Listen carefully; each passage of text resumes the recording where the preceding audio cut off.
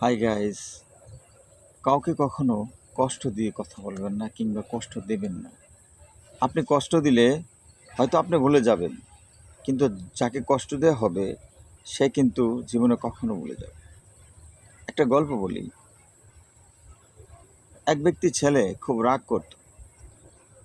তো তার পিতা বলল, বাবা, তোমার যখনই রাগ উঠবে তখন তুমি ওই গাছে একটা করে প্যারাক মেরে আসবে। তো সেইভাবে সে প্রতিদিন রাগ উঠলেই এরকম গাছে প্যারাক মেরে আসে। তো আস্তে আস্তে 1 বছর পর তার রাগ কমে গেল। তখন সে বাবাকে বলল, বাবা, আমার রাগ কমে গেছে, এখন আর আগের মতো অযাচিত রাগ আমার হয় না বা ওঠে না।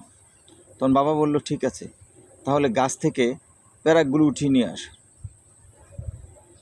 তো প্যারাকগুলো উঠিয়ে নিয়ে আসলো।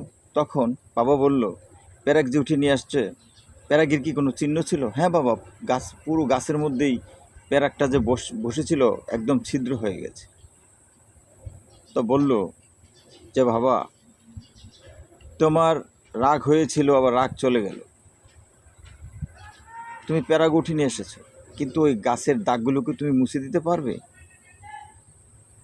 কখনোই সম্ভব নয়।